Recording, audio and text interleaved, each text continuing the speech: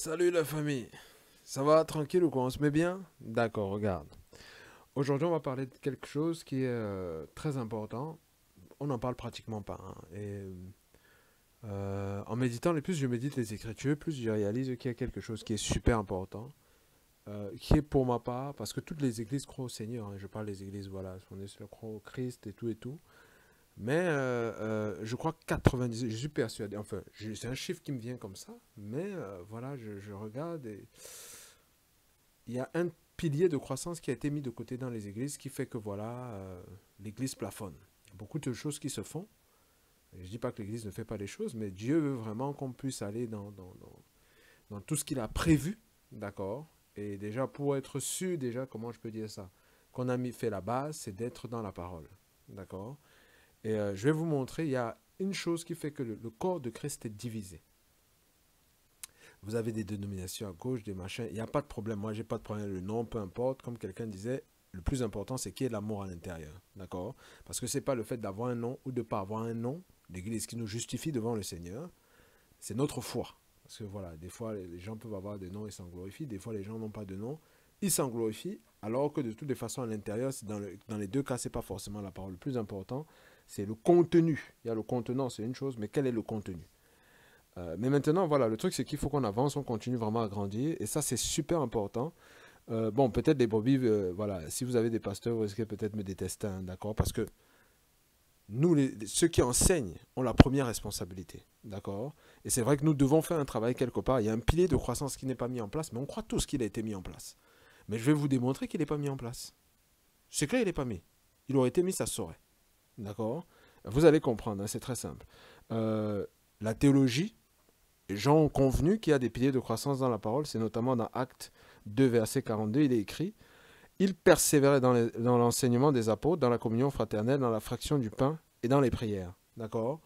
Et là-dedans, il y a un pilier de croissance qui a été mis de côté, mais les gens croient qu'on met en pratique le pilier de croissance. Mais il y a un pilier de croissance qui est mis de côté.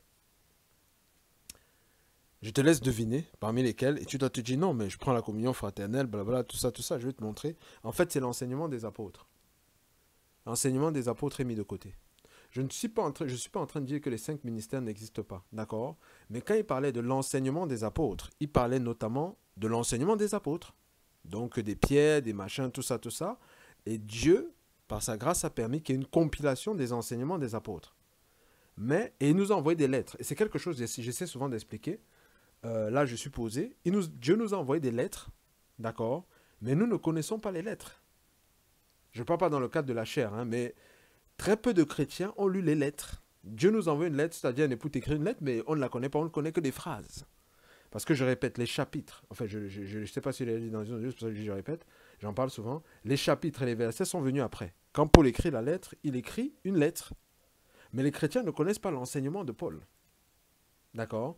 Ou, c'est pour ça que par exemple, quand on va parler du fait que, je prends un exemple, hein, un truc qui peut souvent embrouiller les gens, on va dire que voilà, est-ce qu'on est toujours, voilà, Dieu a dit que les dîmes sont par exemple à perpétuité, ce genre de choses et tout et tout. Et on est toujours vivant et Jésus est mort à la croix, il dit qu'il a accompli la loi, tout ça, tout ça. Même jusque-là, c'est pas toujours clair parce que néanmoins, Dieu a dit à perpétuité, d'accord? Mais il y a un détail que beaucoup de chrétiens ne connaissent pas. Moi aussi, je découvre toujours les Écritures, hein, donc quand je parle, je m'inclus. Il y a un détail que les chrétiens ne réalisent pas, on n'a pas réalisé cela, c'est que nous sommes morts à la croix avec Jésus-Christ de Nazareth. C'est pas seulement que Jésus est mort, c'est que nous sommes morts avec lui. Ça veut dire quoi? Ça veut dire que, bon déjà, comme je dis déjà avant de connaître la loi ne s'appliquait pas déjà à nous, mais je dis, admettons même, à partir du moment où on meurt avec Christ, ça veut dire que le perpétuité dont Dieu a parlé, ça ne s'applique pas à nous parce qu'on est mort. Donc c'est pour ceux qui restent vivants, entre guillemets, dans la chair ou bien peu importe. C'est pour ça que Paul va dire que oui, Jésus va dire qu'il n'est pas venu abolir la loi, il est venu accomplir. Et Paul va dire que la loi est bonne, voilà, pourvu qu'on en fasse un usage légitime, sachant qu'elle a été donnée pour le violeur, le voleur, tout ce que vous voulez et tout, voilà. Parce que nous, ça a déjà été accompli, parce que nous sommes morts. D'accord? Parce que la mort est la marque de l'accomplissement de la loi, parce que la loi vient faire connaître le péché et ça demande, ça dit que voilà, si tu pêches, tu meurs. Et nous sommes morts, justement. Donc la loi est accomplie. Donc nous ne sommes plus sur la loi. Donc cet aspect perpétuité ne s'applique pas à nous. C'est pour ça que les Pauls n'en ont pas parlé dans les préceptes. Tous ces préceptes de la loi ne s'appliquent pas. Et c'est le conflit qu'il y avait avec Paul et les anciens quand ils parlaient par exemple de la circoncision. C'était parce que Dieu avait dit c'est de l'alliance, c'est l'alliance que je fais avec vous dans la chair. Or, Dieu a parlé aussi quelque part d'une nouvelle alliance. Il dit, c'est l'alliance que je fais avec vous dans la chair. Donc, pour les gens, c'est, mais Dieu a parlé, Dieu a parlé. Il a dit à perpétuité, qu'est-ce qu'on fait? Voilà. Donc, pourquoi? Parce que cette chose, par exemple, il va dire que nous sommes morts avec lui à la croix, c'est une phrase. Et ce qui se passe, c'est quoi? C'est que il y a des phrases dont nous ne sommes pas au courant. Je ne peux pas avoir une lettre. Je lis une phrase et je dis que j'ai lu la lettre. Ou que je connais la lettre qui m'a été donnée. C'est pas possible. Et c'est pour ça que je dis, dans le corps de Christ, nous ne sommes pas au courant de ce qui a été dit. Et pourtant, les pôles ont pris le temps d'écrire, ils ont pesé les mots, ils ont expliqué beaucoup de choses. Et fort, le Seigneur va nous dire quoi? Je vous avais déjà dit que dans le livre de Josué 1, il va dire, médite ce livre jour et nuit, voilà, garde-le près de ta bouche et tout, afin d'agir fidèlement selon ce qui est écrit. Ainsi, tu auras le succès. D'accord? Et j'ai toujours dit aux gens que si vous méditez les Écritures, parce que les gens sont bloqués au niveau de l'étude de texte. D'accord? Et je dis, si vous méditez dans le cadre de l'étude de texte, forcément, cette étude de texte, à un moment, doit vous amener à lire la Bible. Aujourd'hui, on dit lire on ne lit pas la Bible comme un roman, mais je vais rajouter lire comme un roman. Ça vous amène à lire comme un roman. Pourquoi? Je vais vous montrer dans les Écritures, parce que c'est ça les enseignements de Paul. Les lettres, c'est comme des prédications. D'accord? Quand vous allez à l'église et que vous écoutez votre pasteur prêcher, c'est comme si vous lisez, mais avec vos oreilles. D'accord? Ou quand vous lisez la Bible, c'est comme si vous écoutez avec vos yeux. Mais si vous lisez qu'une phrase, c'est un peu comme si vous allez à l'église, vous n'écoutez qu'une phrase de votre pasteur et vous partez. Il y a un problème. Même quand on est à l'école, moi je me souviens à l'époque, je n'aimais pas lire, je vous dis la vérité, j'avais horreur de ça. Quand il y avait un bouquin qui était donné par les profs, quand je ne lisais qu'une phrase, je savais que je n'avais pas lu. Je ne pouvais pas dire que j'ai lu. Mais aujourd'hui, les gens sont au courant d'une phrase et disent qu'ils connaissent la parole. Il y a un problème. Sachant qu'un livre, vous allez le lire, vous allez toujours découvrir des choses. Et je vais vous montrer les versets dans les Écritures, là où Dieu nous demande de lire les Écritures. De lire. De lire littéralement. Dans la Bible, on ne va jamais dire lire et méditer. Pourquoi? Parce que la lecture enclenche une méditation. C'est comme l'écoute active. La lecture, c'est comme une lecture active. Quand on écoute, vous méditez et vous demandez aux gens de se taire. Des fois, nos prédications vont durer 2 heures et les gens sont en train d'écouter, mais les gens n'ont jamais lu les lettres que Dieu leur a données qui durent 10 minutes. Il y a quelque chose qui tourne pas rond. Et sachant que, je le dis, les ministères sont faits en accord avec les versets qu'on leur a donnés. Beaucoup de ministères qui existent ici dehors. La plupart. Soit, même les brebis ne sont au courant que les versets de leur pasteur. Ou les études, voilà. Et ce qui fait que quoi? Ce qui fait que c'est un peu comme si vous êtes, même si tu es enseignant, tu m'écoutes, tu vas comprendre ce que je suis en train de dire. C'est un peu comme si tu as des élèves. Il y a des élèves à qui tu as demandé de lire un livre, parce que c'est ce qu'on fait. Les profs le font. Lisez le livre après, parlez de tel point, mais lisez le livre en entier, et après vous parlerez de tel point si vous voulez, mais vous devez lire. Vous avez des élèves qui n'ont pas lu, ils ne peuvent pas discuter de la chose, parce qu'ils n'ont pas la matière. Et ce qui se passe dans le corps de Christ, c'est quoi? C'est que vous avez des gens qui n'ont pas la matière, d'accord, mais qui veulent discuter avec ceux qui ont la matière. Sachant que ce n'est pas le fait qu'on ait la matière qui veut dire qu'on a raison, parce qu'on apprend de tout le monde, même de quelqu'un qui n'a jamais ouvert la Bible. Mais il y a un bug. Ça fait qu'on est sur des longueurs d'onde différentes. Pourquoi? Parce que je vous dis clairement, le Seigneur dit dans les Écritures que c'est une affaire de principe. D'accord? Il a dit à Naaman, va te laver dans le Jourdain. Si Naaman se lave dans le Jourdain, il va être pur. Si l'Église met ce principe en pratique, je vous garantis, il y a beaucoup de choses qui vont sauter tout seul. Parce que la Bible a été claire sur tous les points. Le véritable problème, c'est quoi? C'est que premièrement, une des choses, c'est qu'on a dit aux gens qu'on ne lit pas la Bible comme un roman. Alors que la Bible ne mentionne jamais lire et méditer. Pourquoi?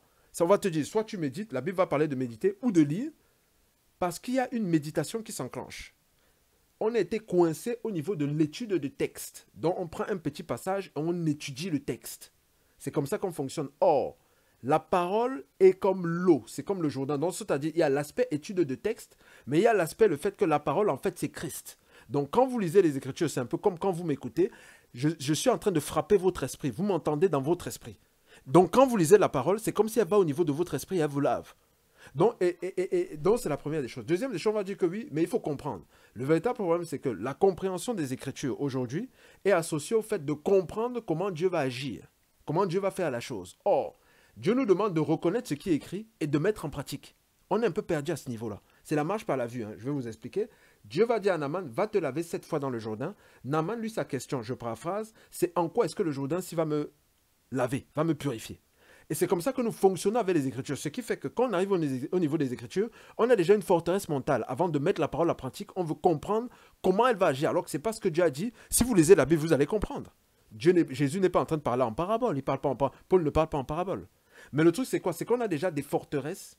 Et en plus, avec le fait qu'on dit, on va vous dire qu'on n'ouvre pas la parole n'importe comment, on ne lit pas n'importe comment. Pour comprendre, il faut ci, il faut ça. Ça crée encore une troisième forteresse. Ça crée une autre barrière au niveau du mental, ce qui fait que quand les gens ouvrent la Bible, c'est comme si ils ne reçoivent rien. En fait, c'est comme s'il y a quelque chose derrière. Il y a autre chose derrière. Or, ce qui est écrit, c'est la révélation. Il y a rien. Ce que je dis toujours aux gens, ce sont des prédications. Vous voulez, si Paul aujourd'hui voulait prêcher aujourd'hui, il nous l'aurait donné. Puisqu'il dit qu'il est l'apôtre des païens, il nous aurait envoyé des lettres, il aurait demandé de lire dans l'église. D'accord? Et je vais vous démontrer ça. Donc, c'est-à-dire, il y a plusieurs points qui font que... Il y a des forteresses mentales qui font... Regardez très bien. Des fois, vous allez lire la Bible plusieurs fois. Et c'est un jour, un verset va frapper vos yeux. Vous allez réaliser que ça a résonné dans votre esprit. C'est parce qu'il y a des forteresses. Déjà, même naturellement. Mais si on rajoute encore le fait de ne pas mettre ce truc en pratique, il y a un problème. Je vais vous démontrer avec les Écritures. C'est vraiment où est le problème. Parce que tout le cœur est là. Ils ont bien commencé par l'enseignement des apôtres. D'accord? 4h42. Dans l'enseignement des apôtres, la communion fraternelle, parce que ça émane de l'enseignement, la fraction du pain, ça émane de l'enseignement, les prières émanent de l'enseignement. Il faut être en connexion avec la parole. C'est pour ça, par exemple, je vous donne un exemple. J'avais demandé à une sœur qui n'arrivait pas à dormir la nuit, prends le livre de Romains, tu lis le chapitre 6, 7, 8, ne te prends pas la tête. Elle a pris, elle a commencé à lire, ça a commencé à vivre. Parce que la parole est vivante. C'est pour ça que ça tape votre esprit. Donc c'est exactement comme si c'est le son de l'esprit au niveau de votre esprit. Mais écoute, moi je vais rester devant. Je vais rester devant. Et je vais vous montrer justement un verset qui va vous démontrer bibliquement que l'Église est à côté. D'accord? Et je vais vous montrer pourquoi. C'est parce que c'est des choses, des fois, peut-être on a déjà lu, mais peut-être des gens n'ont jamais lu. Pourquoi? Parce qu'on a... Voilà. C'est comme à l'époque, je ne sais pas, les gens vous écrivaient des lettres. On ne lisait que les phrases des lettres. Je ne sais pas s'il y a des femmes d'une certaine génération qui m'écoutent. Quand vous ne lisiez pas la lettre de quelqu'un, la personne ne vous intéressait pas. Mais quand la personne vous intéressait, mais vous lisiez toute la lettre. Vous la conservez. Peut-être, ce que si je vais me fouiller, vous avez des lettres des gens qui vous ont écrit. Vous les conservez. Mais vous les lisez. L'époux envoie la lettre à son épouse, on dit ne lis pas. Oh, Dieu dit de lire. On dit ne lis pas. Quelle est la personne, quelle est l'entité qui va demander à quelqu'un de ne pas faire la parole de Dieu? Je vous pose la question, avant d'arriver et de vous démontrer. Je sais que ça peut être dérangeant pour les pasteurs qui l'ont dit, mais c'est une erreur. C'est une erreur. Pourquoi? Il faut savoir qu'il y a deux types de personnes. Il y a des gens déjà qui, avant de connaître le Seigneur, n'aimaient pas lire. Donc, lire, c'est déjà un fardeau.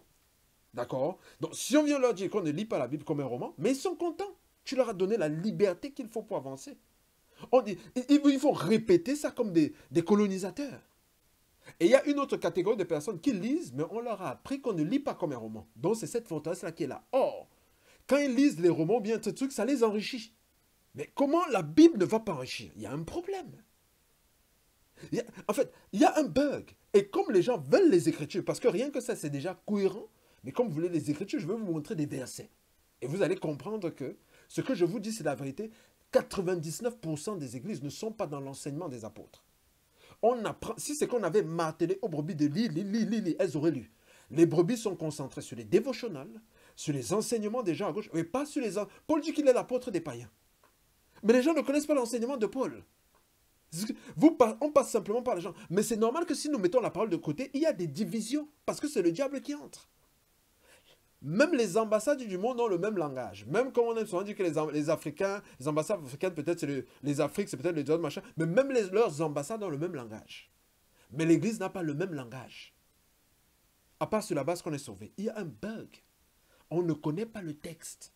99%, je vous dis la vérité. Pasteur, tout le monde inclus. Ça ne veut pas dire, le peu de texte là nous aide. Hein. Le peu qu'on connaît là, Dieu fait grâce. Mais je vous dis, grosso modo, on ne le connaît pas. Je vous dis, on ne le connaît pas.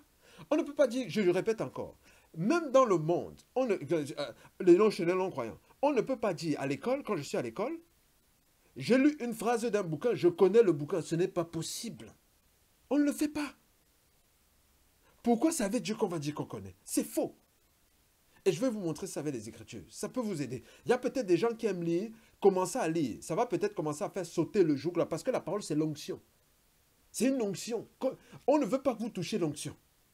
Les pasteurs, nous, les enseignants, nous ne faisons pas exprès. Nous ne faisons pas exprès. Je vais vous montrer dans les Écritures. Regardez. Livre de Colossiens, Colossiens 4, ouvre avec moi. Ça, c'est le verset avec lequel je vais terminer. Colossiens 4.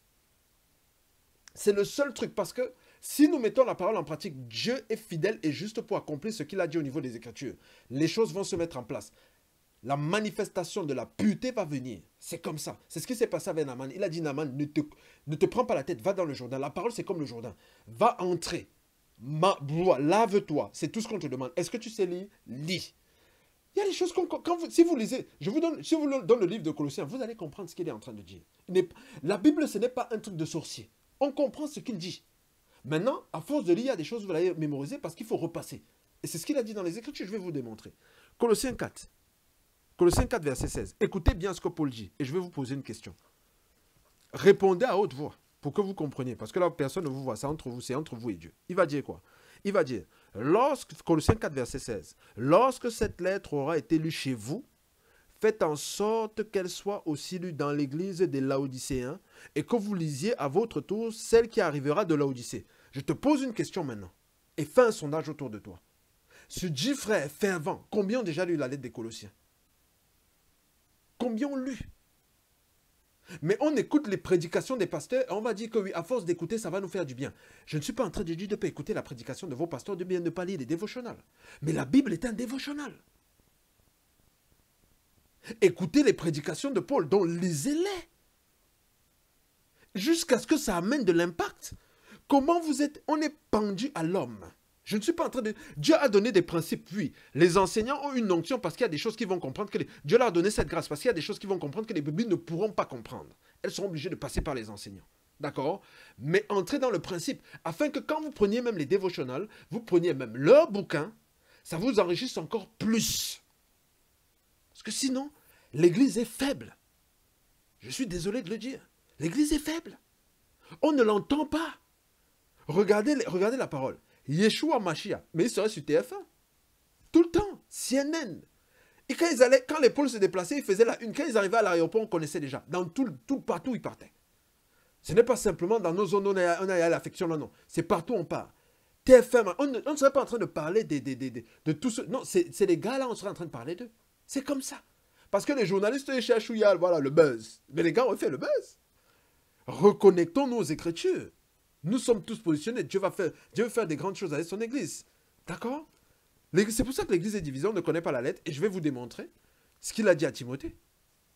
Je vais vous montrer ça dans les Écritures. Timothée, je vais vous montrer ce qu'il a dit dans les Écritures. Applique-toi à la lecture. Si vous avez les versets, je suis sûr que vous allez trouver ça même avant moi. Je regarde. Franchement, je crois que je vais vous demander de chercher. Je n'ai pas envie de bloquer la vidéo. Voilà, j'aurais dû préparer ça. Il va demander déjà à Timothée de passer son temps à lire les lettres, parce que les lettres peuvent le rendre sage à salut. Dans la lecture en sage, c'est pas seulement le livre de Proverbes, c'est parce que dans la lecture, il y a une vie. C'est comme entrer dans le Jourdain. Dieu dit d'obéir et vous aurez le résultat. Vous voulez comprendre et voir avant de mettre en pratique, vous aurez du mal. Vous aurez du mal. Vous aurez énormément de mal. Ah ouais, j'étais dans Thessaloniciens. Vous aurez énormément de mal. Je vous dis la vérité, vous aurez du mal. D'accord? Vous aurez du mal. Je vais vous montrer ça dans les Écritures. Si je peux trouver rapidement le verset. Tac, tac. Ça doit être... Bon, il y a un endroit, il va dire jusqu'à ce que je vienne... Voilà, jusqu'à ce que je vienne, applique-toi à la lecture. Oh là là. Bon, vous allez trouver. Faites un Google. Applique-toi à la lecture. Voilà, Dieu va vous répondre. D'accord? Il n'y a pas de problème. C'est biblique, hein, ce que je vous dis. C'est la Bible. Tac, tac. Je vais vous montrer. Quand même, je crois que je peux trouver le verset rapidement. 2 Timothée 3, verset 14. Il est écrit, à partir du verset 14, « Toi, demeure dans les choses que tu as apprises et reconnues, sachant de qui tu les as apprises. Dès ton enfance, tu connais les saintes lettres qui peuvent te rendre sage à salut par la foi en Jésus-Christ. » Écoutez bien. 2 Timothée 3, verset 15. 2 Timothée 3, verset 15. Il est en train de parler des sages lettres qui peuvent te rendre. Donc ça veut dire quoi? Il l'encourage à ouvrir les lettres. D'accord? À les lire, s'il les a pliées. À lire les lettres. Il l'encourage à lire les lettres. On ne lit pas comme un roman. On vous donne la lettre, vous voulez lire comment? Les chapitres et les versets sont venus après. Dieu dit lis. Nous, on dit on ne lit pas. Vous voulez que j'écoute qui? Quand on dit on ne lit pas, ce n'est pas l'inspiration de Dieu. On connaît la personne qui ne veut pas qu'on mette la parole en pratique. Ce n'est que le diable. Jésus combattait avec il est écrit. Pas nos révélations qui sortent de nulle part. Là. Il est écrit. Lisez les Écritures, lisons les Écritures. 1 Timothée 4, verset 13. Jusqu'à ce que je vienne, applique-toi à la lecture, à l'exhortation et à l'enseignement. C'était comme ça les gars méditaient avant. Nous, on a apporté l'étude de texte. Je n'ai pas de problème puisque moi, je le fais. Je fais ça. Mais il faut lire. Faut lire comme on vous donne des témoignages. Vous lisez les bouquins des gens, des témoignages. Les jeunesse, c'est un témoignage, mais vous ne lisez pas. Un problème. Il y a une forteresse qui est là. C'est pour ça que j'ai fait un audio comme ça, là, pour nous réveiller un peu. D'accord? Allez, la famille. Donc, vraiment, portez-vous bien. Je vous ai présenté 99% des églises ne sont pas dans l'enseignement des apôtres. Je vous dis la vérité. Nous ne sommes pas dans l'enseignement des apôtres à hauteur de 99%. Même là où il y a les miracles, tout ce que vous voulez, nous ne sommes pas dans l'enseignement des apôtres. C'est pour ça que les brebis sont faibles, parce que quand vous lisez, ça transforme aussi votre caractère, ça accélère le processus. Comment vous allez mettre la parole en pratique si vous n'êtes pas en communion avec la parole? On demande à l'homme de parler avec sagesse à sa femme. Vous allez faire comment? On demande à la femme de tenir, quand le mari est en train de faire, vous allez faire comment? Si vous prenez seulement des bribes, des versets, mais on donne un testament. Vous ne connaissez que les phrases du testament, mais il y a quelqu'un qui va manger. Je n'ai même pas envie de prononcer son nom. Il va bouffer. Il va manger. Jesus Christ. Mais il ne mangera pas. Parce que ça, vous allez encore entendre ce message. C'est ce message que vous allez entendre. Les chrétiens, on ne connaît pas la parole. Ce n'est pas normal. On ne connaît pas la parole, ce n'est pas normal. Portez-vous bien. Ciao, ciao.